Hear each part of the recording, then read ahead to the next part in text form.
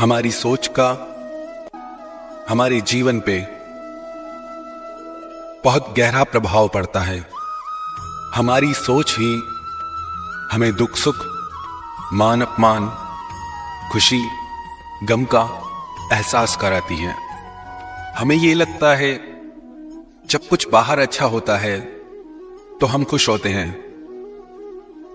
पर वास्तविकता यह है जब बाहर हम किसी बात को अच्छा मानते हैं तब हम खुश होते हैं। जब बाहर कुछ हम बुरा मानते हैं कि अच्छा नहीं हो रहा तो हम दुखी होते हैं। हमारे जीवन पे हमारे चिंतन का बहुत गहरा प्रभाव होता है। जो हम सोचते हैं वैसे हमारा मन बनता है, वैसे हमारा जीवन बन जाता है। इस समय में, इस युग में सबसे बड़ी समस्या यही है कि सब बहुत सोचते हैं, पर जितना हम सोचते हैं वो समझ के नहीं सोचते।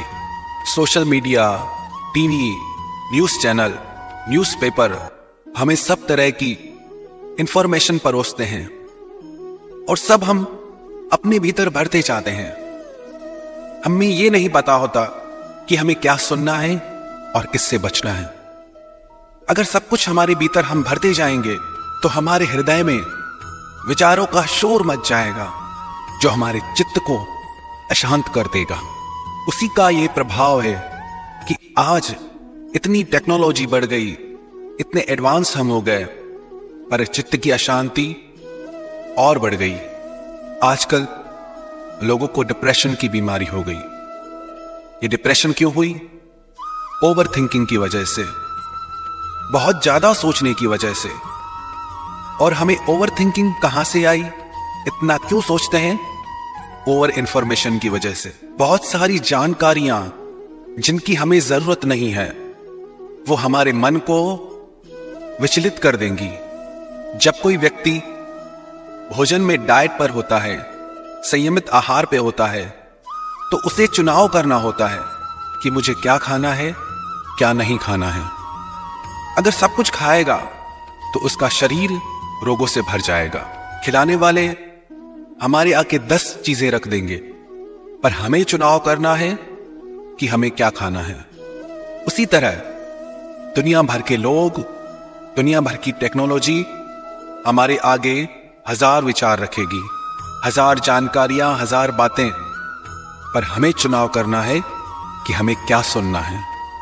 यदि कोई किसी की बुराई करता है तो हमें यह ध्यान रखना है कि हम विचारों की डाइट पे हैं। कोई भी विचार जो हमारे चित्त को अशांत कर दे, उससे हमें खुद को बचाना है, क्योंकि जैसा जैसा हम सुनते हैं वैसा वैसा हमारा मन बनता है।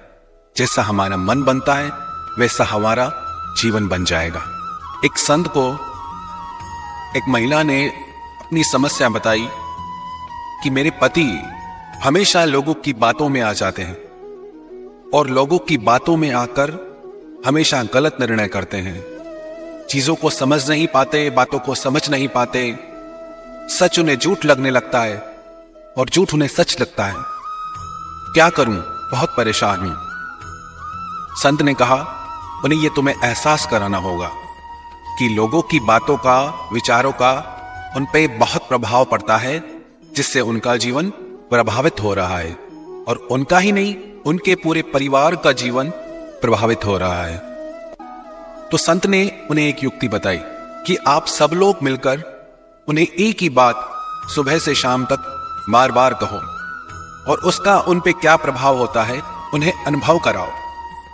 दूसरे दिन सुबह को उस महिला ने अपने पति से कहा कि आप बहुत बीमार लग रहे हैं, तबीयत ठीक नहीं क्या आपकी? क्या हुआ है आपको? वो बोला, मैं बिल्कुल ठीक हूं, मुझे कुछ नहीं। जैसे ही उठ के बाहर आके बैठा तो घर के नौकर ने भी यही बात कही कि मालिक बड़े बीमार लग रहे हैं, क्या हुआ है आपको आज? तो उसको सुन के लगा शायद मैं बीमार हूं, मैं ठीक नहीं हूं। उसने कहा, हाँ शायद तबीयत मेरी ठीक नहीं है।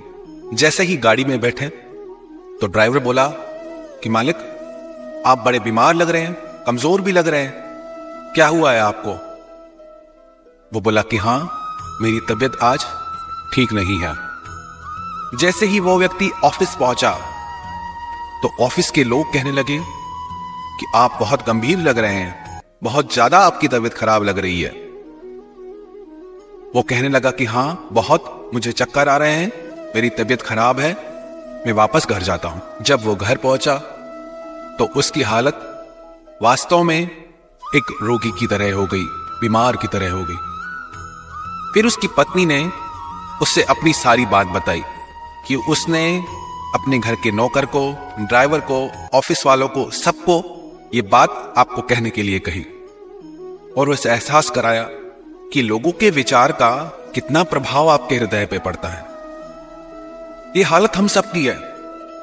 कुछ भी अपने बारे में लोगों से बुरा सुन के हम उसे अपने चित्त में बिठा लेते हैं और खुद को दुखी करते रहते हैं। एक चीज का और ध्यान रखें जीवन में, कभी भी जो वाया वाया बातें आपके पास आती हैं कि आपके लिए इसने ऐसा कहा, आपके लिए उसने वैसा कहा, इन बातों से खुद को बचाएं। पहले तो ये बात पक्की नहीं कि उसने आपके लिए ऐसा कहा है या नहीं कहा है और किन अर्थों में कहा है, कैसे कहा है। आप तक संदेश पहुंचाने वाले, मैसेज पहुंचाने वाले उस बात को कैसे पहुंचाते हैं, तब तक बात पूरी तरह बदल जाती है। इसीलिए इन बातों से आप खुद को बचाएं, क्योंकि ये छोटी छोटी बातें आपके जीवन में कई बार बड़ी बड़ी गलतफहमियां, बड़ी बड़ी समस्याएं लेके आ जाती हैं। हम चाहते तो हैं कि हमारे जीवन में आनंद, शांति और सुकून भरा रहे, पर हमारे हृदय में हम ऐसे ऐसे विचारों को जगह देते हैं जो अशांति और दुख का कारण बनते हैं। तो हमें चुनाव करना है कि हमें शांति चाहिए, सुकून चाहिए या अशांति के मार्ग पे चलना है। यदि शांति चाहिए तो वो भी हमारे विचारों में छुपी है, यदि अशांति चाहिए तो वो भी हमारे विचारों से जुड़ी है। तो अपने आप को व्यर्थ की जानकारियों से, व्यर्थ के विचारों से बचाएं। जितना ज्यादा आप सुनेंगे उतना ज्यादा आपके चित्त में चिंतन चलेगा, उतनी थिंकिंग चलेगी, और जब ये चिंतन बहुत ज्यादा चलता है तो ये मन बीमार हो जाता है और बीमार मन हमेशा दुख, अशांति और पीड़ा का अनुभव करता है और स्वस्थ मन शांति, आनंद और सुख का अनुभव करता है।